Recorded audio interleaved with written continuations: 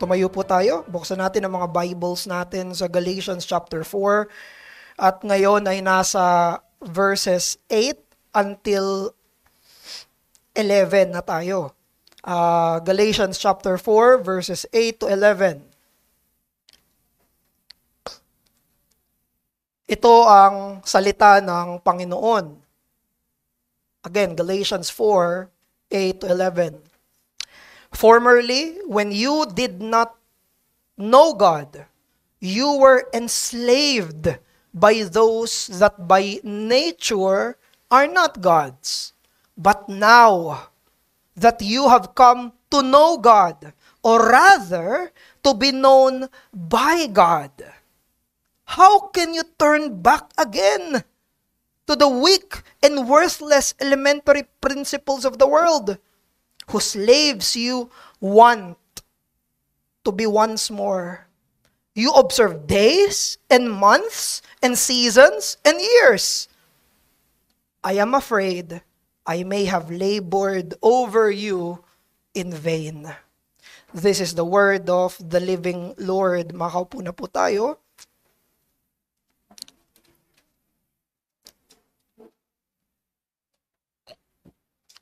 Dadako na tayo ngayon sa section kung saan ang kinakausap na ni Apostle Paul ay mga hentil. All throughout sa Book of Galatians, ang makikita natin na kinakausap ni Apostle Paul ay the Galatians in general, pero yung mga Hudyo na nandoon sa aklat ng Galatia in particular. Pero ngayon, medyo mas may evidence tayo, meron tayong makikita na yung kausap niya na dito ay hindi yung mga Hudyo, kung hindi mga hentil. For example, sinabi sa text natin, formerly, when you did not know God. Yung pananalitang yan, applicable yan sa mga hentil. Hindi yan applicable sa mga Hudyo. Ito ay likely mga Gentile converts. Ine-emphasize ni Paul yung kanilang nakaraan, mga espiritual na pagka-ignorante. Sila ay mga idolaters. Kaya sinabi rin sa text natin, they are enslaved by those by nature are not gods. Pinapakita nito yung Old Testament language tungkol sa mga idolo. Sila ay mga hindi totoong Diyos, sila ay mga walang kapangyarihan na mga Diyos. Kasi kung ang makausap ni Apostle Paul dito ay mga Hudyo, they also worship the true God. They also worship the true God. Pero mali lang ang pagkaintindi nila sa kaligtasan. Pero ang sinasamba nila ay yung tunay na Diyos. Hindi sasambihin ito ni Apostle Paul sa mga Hudyo. Pero nirevisit ni Apostle Paul yung kanilang nakaraan, yung kanilang past life. Bago sila maging Kristiyano, sila ay pagano. Bago sila naging Kristiyano, sumasamba sila sa Diyos-Diyosan. Bago sila naging Kristiyano, sila ay naaalipin ng paganismo. Verse 8. Pagkatapos niyang ibalik sila sa nakaraan nila, ibinalik sila ni Pablo sa kasalukuyan. Verse 9. Sinabi ni Paul sa kanila, ngayon, kayo na ay mga Kristiyano, meron na kayong kalayaan, nasa sa inyo yung mataas na pagpapala na pagiging inampon ng Panginoon. Verse 9. At nagtanong siya dito ng rhetorical questions. Nagbigay siya sa kanila ng mga tanong para mapaisip sila. Sinabi niya, bakit kayo babalik sa pagkaalipin? Bakit kayo babalik sa pagsamba sa Diyos-Diyosan? Bakit kayo babalik sa hindi Kristiyanong buhay nyo o mga taga-Galatia? Basically, yan yung sinasabi niya sa verse 9. Yan yung paulit-ulit na maririnig natin dito. At sa kanilang pagbalik doon sa nakakapang-alipin na paganismo, ginagawa nila yon sa pamamagitan ng pagpapaalipin sa ritualismo at sa legalismo. Verse 10, they observe days and months and years. At in-express dito ni Apostle Paul yung kanyang takot. Natatakot siya. Natatakot si Pablo na baka lahat ng pinagpaguran niya, lahat ng ministeryong ibinigay niya sa mga taga-Galatia ay baka sa walang kabuluhan ang maging resulta. Verse 11. Kaya yung pinaka-thrust nitong few verses na meron tayo, sinasabi dito na itong mga taga-Galatians ay bumabalik sa nakalipas nila. They are returning to their past unchristian lives. Sa pamamagitan ng false gospel ng mga Judaizers, ng legalism. Naniniwala sila na sila ay pinatawad ng Diyos, tinatanggap ng Diyos sa pamamagitan ng pagtutuli at sa pagsunod sa kautusan ni Moises. Ina-argue ni Apostle Paul mula chapter 1 hanggang chapter 3 hanggang first verses ng chapter 4 na yung mga tunay na Kristiyano pinawalang sala sa pananampalataya lang, hindi sa gawa. Kung sino man ang mangaral ng ibang ebanghelyo, sumpain sila. Yung binigay na right hand of fellowship nila James and John and Peter kay Apostle Paul ay right hand of fellowship doon sa totoong ebanghelyo. Sa ebanghelyo ng grasya, hindi ng gawa. Kaya niya sinita si Pedro. Kasi bumabalik siya doon. Kaya sinabi niya sa Galatians chapter 3, yung purpose ng kautusan. Ang purpose ng kautusan ay hindi para dalhin tayo sa Diyos. Ang purpose ng kautusan ay para ihayag yung mga kasalanan natin. Para makita natin na kailangan natin yung Panginoong Hesukristo. At dito, in-emphasize ni Apostle Paul, nagiging emotional na siya. Dito, in-emphasize ni Apostle Paul, yung takot niya na bumabalik na sila. Bumabaliktad sila sa kanilang pananampalataya. Alam nyo, si John Bunyan may sulat na Pilgrim's Progress, pero si C.S. Lewis, sumulat siya na isa pang libro, Pilgrim's Regress. Pagtalikod. Namuhay yung isang Kristiyano sa isang Kristiyanong pamilya, Kristiyanong sambahayan, Kristiyanong pamumuhay, at kinuwento niya doon kung papaano unting-unting tumalikod mula sa pananampalataya. Ganyan mismo yung litrato ng mga taga-Galacia. Yan mismo yung context na binabanggit ni Apostle Paul. Sinabi niya, bakit kayo babalik? Bakit kayo magre-regress instead na magpo-progress? Kaya natatakot siya. Verse 11, I am afraid that I may have labor over you in vain. In-express niya yung kanyang pastoral and ministerial anguish. Labor, yung ginawa ni Apostle Paul. Pinapakita nito yung intense na gospel ministry niya. Natatakot siyang iwanan nila ang biyaya. At bumalik sila sa kanilang dating uri ng pamumuhay. Dahil alam nyo, walang pinagkaiba ang paganismo ng mga Hentil at ang legalismo ng mga Hudyo. Pareho itong nakapang-aalipin.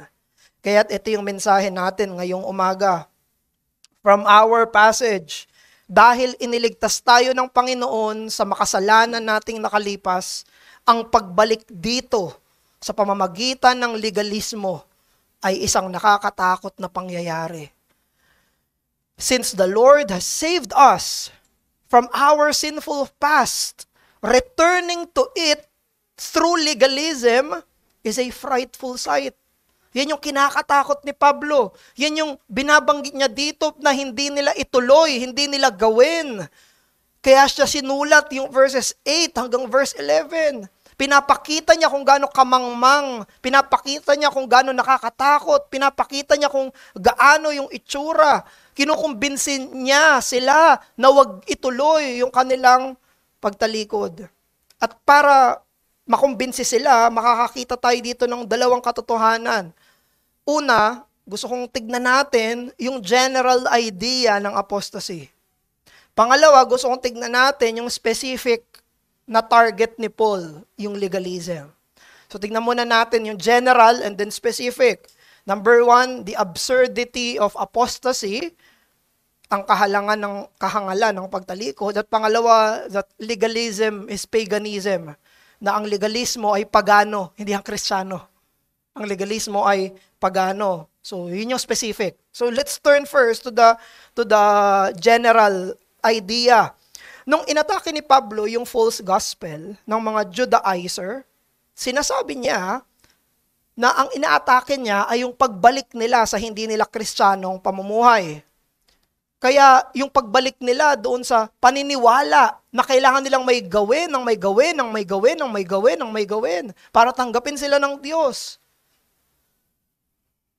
Para kay Pablo, ito'y hindi mailarawan, ito'y kahangalan, ito'y hindi kapanipaniwala, at ito'y nakakagulat. Verse 9, how can you turn back to the weak and worthless elementary principles of the world, whose slaves you want to be once more. Sipin nyo, gusto nila ulit na bumalik, tanggapin, mag-subscribe sa Jewish legalism. At tinitignan to ni Pablo bilang regression ng kanilang faith. Saan sila bumabalik nung tinanggap nila yung gospel ng Judaizers? Sa pagan life nila. Sa pagan life nila. Bago yung itsura, pero iisang prinsipyo. Bumabalik sila sa kanilang hindi kristyanong pamumuhay. Totoo na matindi yung tukso sa pagbalik sa nakaraang pamumuhay, pero kailangan nating makita na yun ay idolatria at yun ay pagkaalipin. To return to our former unchristian lives is to return to what? Idolatry. To return to what? To slavery. Pagkaalipin at pagkasamba sa Diyos-Diyosan. And very interesting yung word na ginamit ni Apostle Paul sa verse 9. Nung ini-emphasize niya yung tanong na to, yung rhetorical question na yon, sinabi niya, whose slaves you want to be once more. Gusto nila. Merong desire. Nung chinek ko yung Sayers Greek Lexicon, dun sa salitang want, ang sinabi doon, to be resolved, to determine, be determined, determinado, may resolve. Determinado silang tumalikod. Determinado sila na tanggapin yung false gospel na ng mga Judaizer. It suggests a willful. Hindi sila natangay. Desidido sila. Bakit? They want, they desire, they see something good. May nakikita silang maganda doon sa observing ng days, months, and years. At pag pinag-uusapan natin yung ganitong uri ng paksa, ang isa sa mga unang-unang maaalala natin ay yung mga Hudyo paglabas nila sa Ehipto. Paglabas ng mga Hudyo after ng Exodus, paglabas nila sa Ehipto, nasa ilang sila. Papunta pa lang sila sa lupang pangako. Nakatakas na sila sa pagsamba sa Diyos-Diyosan. Nakatakas na sila sa pagkaalipin. Pero alam nyo, ito yung isang paulit-ulit na lumalabas sa bibig ng mga Hudyo. Paulit-ulit. Numbers 14 verse 3. Would it not be better for us to go back to Egypt? Paulit-ulit yan. Kapag may kahirapang dumarating sa kanilang covenant life, ang unang-unang lumalabas sa bibig ng mga Hudyo, Ehipto. Ehipto. Mas maganda pa sa Ehipto. Nakikita nila yung pinanggalingan nilang pagsamba sa Diyos-Diyosan, nakikita nila yung pinanggalingan nilang pagkaalipin na mas maganda kaysa sa patutunguhan nila na Kanaan. Nawa hindi ito ang mangyari sa ating mga Kristiyano. Nawa hindi ito ang bukang bibig ng mga mananampalataya. Nawa hindi ito ang sasambitin natin kapag merong paghihirap at pagdurusa ng unang sasambitin natin. Mas mainam pa sa Ehipto. Nawa hindi. Nawa ay hindi. Alam niyo yung biblical illustration ng scripture pagdating sa apostasy, biblical illustration, Bible mismo yung nag-illustrate, ay Proverbs 26 verse 11. Tapos kinote yan ni Peter sa 2 Peter 2 verse 22. Kinote ni Peter yan. Alam niyo yung illustration ng Bible doon? A dog returns to its vomit. Yan yung illustration ng scripture sa isang makasalanan na nagsisi sa kanyang kasalanan, naging mananampalataya, sinukan niya na yung mundo, sinukan niya na yung kasalanan, pinagsisihan niya na ito at lumapit siya kay Kristo. At paglapit niya kay Kristo, siya ay naging mananampalataya at ang illustration ng Bible, kapag itong mananampalatayang to ay bumalik sa kanyang dating pamumuhay, kinain niya ulit yung sinukan niya. para daw siyang isang aso na kinakain, dinidilaan yung kanyang mga sinuka na mga pagkain. Kinakain yung dati ng sinuka. A dog returning to its vomit. And alam natin, ang apostasiya, yung sinasabi ni Paul na you want to go back, ganun ang itsura ng apostasy. Kumakain ng suka. Dinidilaan yung suka sa sahig. Yan ang itsura ng apostasiya. Na itong mga taga-Galatians, nung pinaniwalaan nila yung false gospel, itong legalistic gospel na ito, tinutokso sila na sa isang buhay, inaakit sila sa suka. Inaakit sila sa suka. At sila sa kanilang kamangmangan, Galatians 3, sa kanilang pagkabulag, iniisip nila, uy, sarap nun ah. Sarap nung suka. Nakakatempt ah. Mukhang masarap yung suka na yun ah. Ganon yung nangyari sa mga taga-Galatians. Natutokso sila sa isang buhay na walang ebanghelyo. Natutokso sila sa isang buhay na walang salita ng grasya. Natutokso sila sa isang buhay na walang krus. Natutokso sila sa isang buhay na walang paghahari ng Panginoong Hesukristo. Kaya't ikaw mananampalataya, labanan mo yung lakas na tukso ng apostasiya sa pamamagitan ng pagkagising, ng pagkamulat sa pagiging walang kabuluhan at kapangitan ng nakapang-aaliping idolatria. You should look at your past life as idolatrous. You should look at your past life as enslaving. You should look at its ugliness and its unworthiness.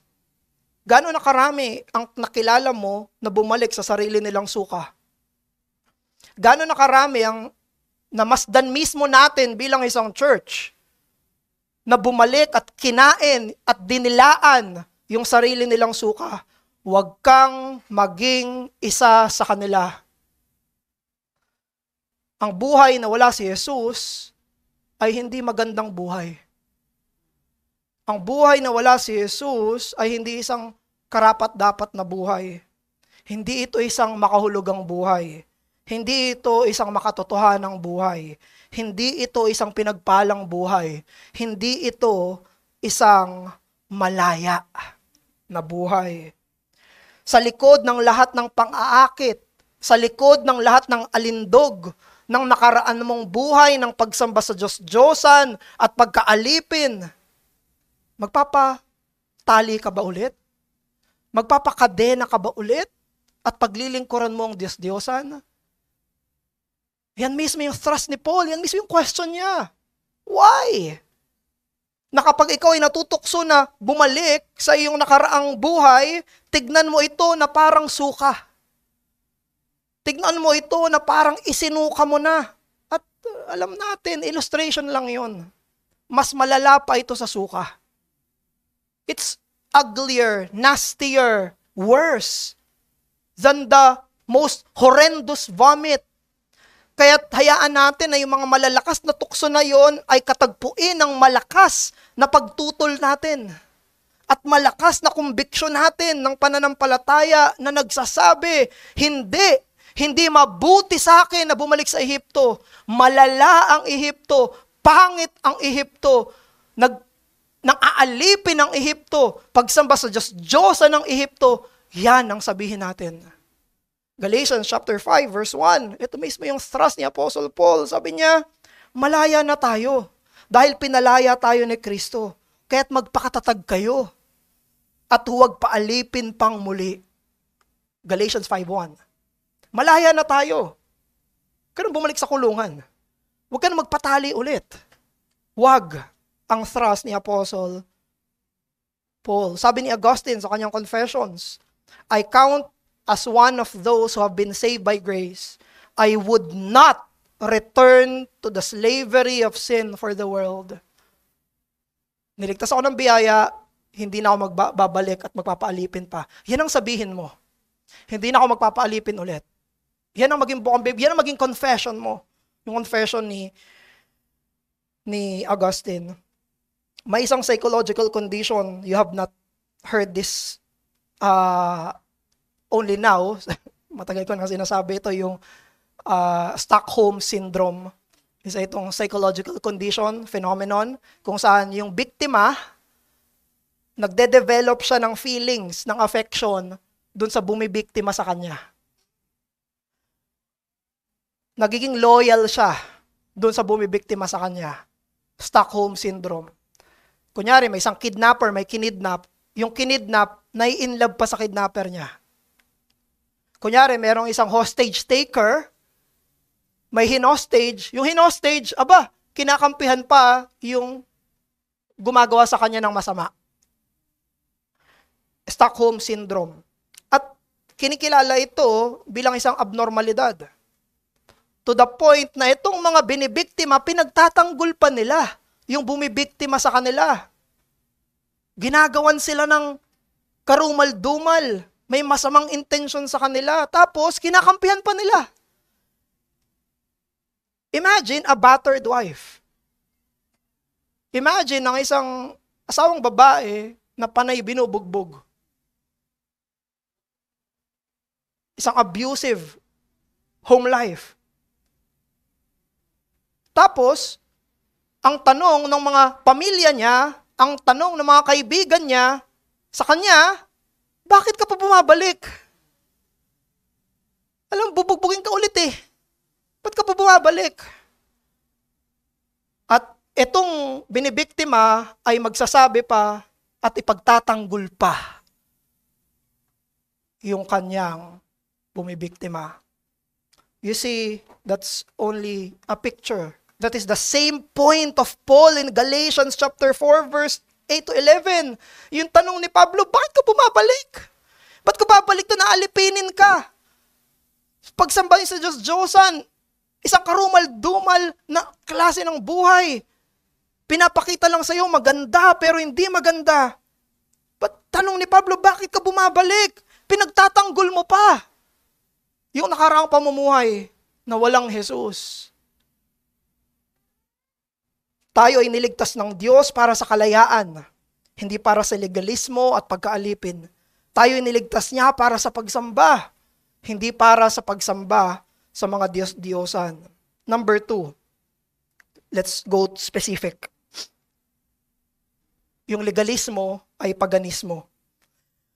Magkaibang-magkaiba ang buhay ng mga Hudyo at mga Hentil. Their lives are totally different. Pero, nung nagsasalita dito si Apostle Paul, dinedescribe niya yung buhay ng mga Hudyo at mga Hentil in a similar term. Sinasabi niya na yung Hudyo at yung Hentil ay parehong pagkaalipin. Dinedescribe niya yung buhay ng mga Hudyo at mga Hentil bilang under ng elementary principles of the world. Makikita niyo yan sa verse 1 to 3 ng chapter 4. Mga Hudyo yung kausap doon. Sinabi niya, enslaved kayo. Wala kayong pinagkaiba sa slaves. Sinabi niya rin, under kayo ng elementary principles of the world. Pag tinignan niyo sa verse 3, nandun yung word na yun. Ngayon, pagdating dito, kausap niya na yung mga Gentiles, inulit niya yun. Sabi niya, itong mga Gentiles, slave din kayo. At under din kayo ng elementary principles of the world. Pareho, Hudyo, Hentil, hindi mananampalataya, pareho yung kanilang katatayuan. At pareho yung kanilang katatayuan kanino? Sa harap ng Diyos. Wala silang pinagkaiba. Unconverted Jews, unconverted Gentiles, they are the same before God. They are unconverted. Sila'y parehong napaalipin, pareho silang nasa ilalim ng elementary principles of the world. Kaya etong mga Gentiles na to, bago sa kanila yun eh. Hindi naman sila Hudyo eh. Nung inobserve nila circumcision, inobserve nila yung mga rituals ng mga Hudyo, sa kanila bago yon. Pero sabi ni Paul, pareho lang yan. Kapag dyan kayo nagtiwala, hindi dun sa kapuspusan, hindi dun sa fulfillment, para kang bumabalik sa dati mong relihiyon. Yun mismo yung sinasabi ni Apostle Paul. At ang Bible, binibigyan niya tayo ng stark contrast mula dito doon sa relasyon na totoo sa Diyos sa pamamagitan ni Hesukristo. Sinabi ni Paul, ito yung dati niyong buhay. Sinabi ni Paul, ito yung buhay niyo ngayon na tinatalikuran niyo. Verse 9. Ito yung isa sa mga pinaka-importanting salita doon sa 8 to 11. Yung verse 9. But now, you have come to know God. Ito yung pinaka-importante. Yung kabig niya. Kumabig si Paul. Itong kabig na to ang pinaka-importante. But now that you have come to know God, or rather, to be known by God. Dito niya pinapakita yung pinagkaiba ng tunay na Kristiyanong relihiyon sa lahat ng relihiyon. Ang totoong kaalaman ng Diyos ay nagsisimula sa totoong kaalaman niya sa atin. Ine-echo nito yung doctrine of election. Ine-echo nito na siya yung pumili. Ine-echo nito na siya yung tumingin. Ine-echo nito yung soberanyong grasya ng Diyos. Sinabi niya, kinilala niyo yung Diyos? Ay, wait lang.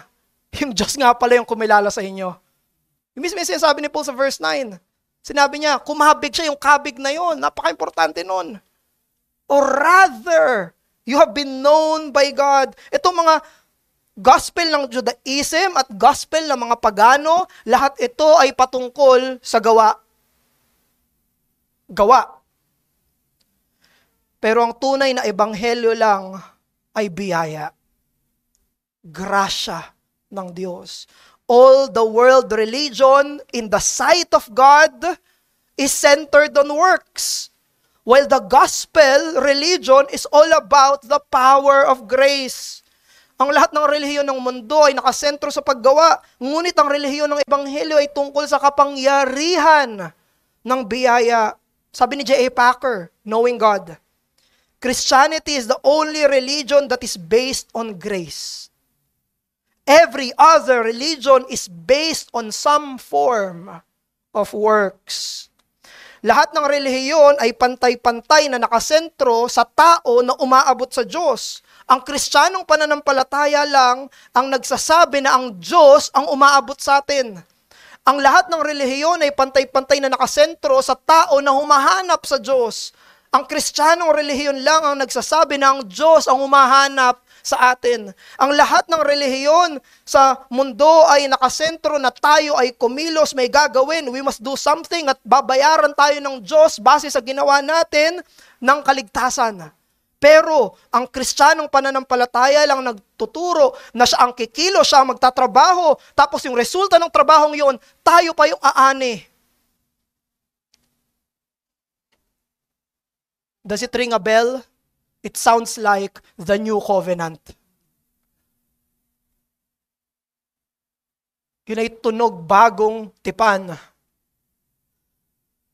Lahat ng relihiyon ay nakasentro sa kautusan. Ang Kristiyanong pananampalataya ay nakasentro sa grasya. Nakasentro kay Hesukristo.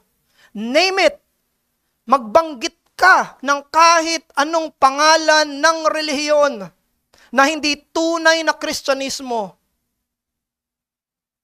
Roman Catholic Church, Jehovah's Witness, INC, Dating Daan, Mormons, Islam, modernong Judaismo, Hinduismo, lahat yan tungkol sa iyo na may gagawin ka para tanggapin ka ng Diyos.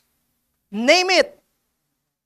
It's all about us reaching to God in that helpless and unworthy na klase ng paniniwala. Dahil sa totoo lang, kung kaya natin, naabot na natin siya. Pero hindi. Yun nga yung point. Hindi natin siya kayang abutin. Sa kasalanan natin, sa sarili nating mga kasalanan, hindi natin siya kayang abutin kahit anong pagpupumiglas, pilit, puwersa, grind. We cannot. We cannot. And Christianity talks about this gospel. kung saan ang Diyos ay pinadala ang bugtong niyang anak para tayo ay hanapin dahil tayo yung nawawala ng mga makasalanan. Ang Diyos sa pamamagitan ni Kristo ang umabot sa atin. Siya ay pumarito at naging katulad natin, nagdusa higit sa atin, namatay sa pwesto natin at binili ang ating kaligtasan. Si Jesucristo yung nagtrabaho at tayo yung umani ng kaligtasan. Natanggap natin yung pabuya niya.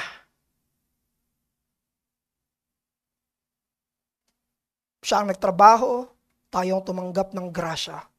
Ang ebanghelyo, kaya kaya ng ebanghelyo na magsalita ng lengguwahe ng grasya because it is God who works for our salvation. Kaya kayang sabihin ng Bible, itong mga verses na to, Isaiah 55 verse 1, "Come, everyone who thirsts, come to the waters, and he who has no money, come, buy and eat.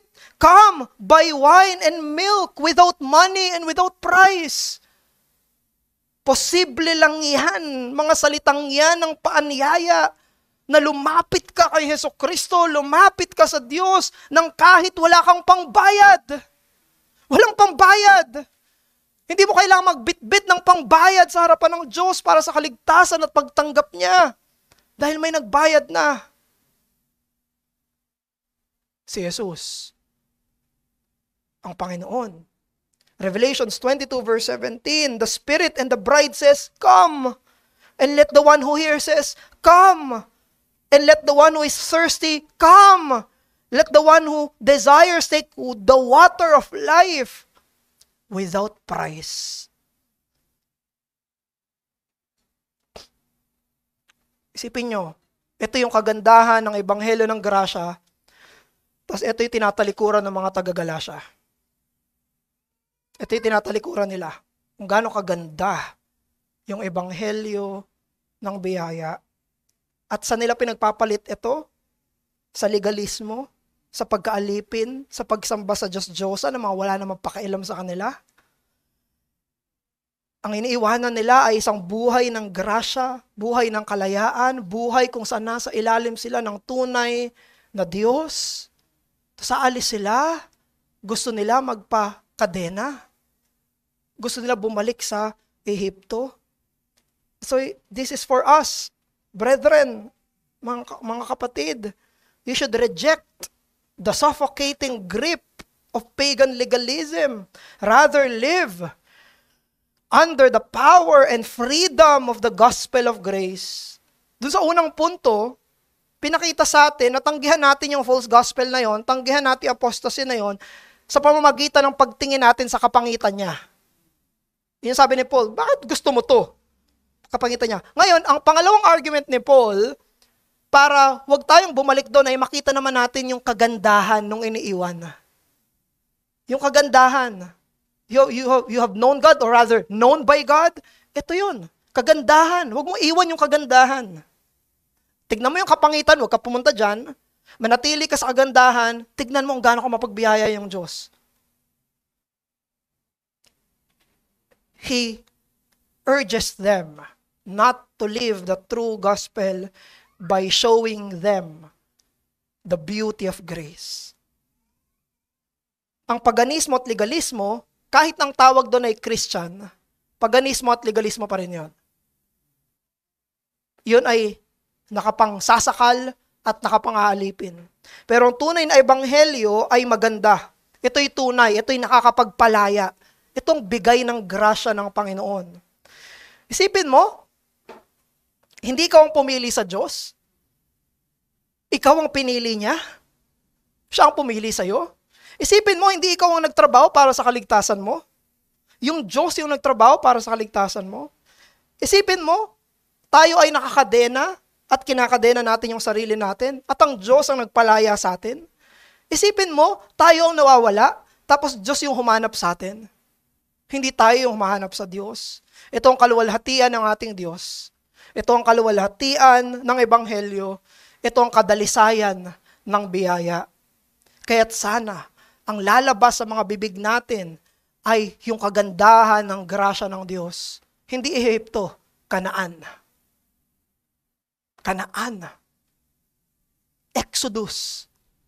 Pinalaya kami ng Diyos na ang magiging bukang bibig natin ay ang Ama ng grasya, ang Anak ng biyaya, ang Espiritu ng grasya ng Diyos.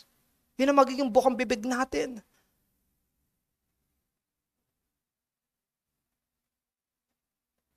The grass is not greener over there. Here, you have Eden. Here, you have the foretaste of the new heavens and the new earth. Hindi mas maganda yung nakalipas na hindi pagkakristyano. It's not. Look and behold kung ano yung tinatamasa natin, nakasaganahan sa biyaya ng Diyos. Yung prodigal son, sa kwento ni Jesus,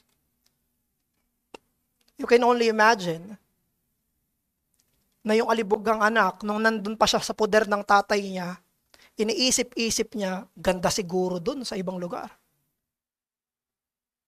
Ini-imagine niya, ganda siguro dun sa ibang lugar. Mas maganda pa to sa tahanan ng tatay ko.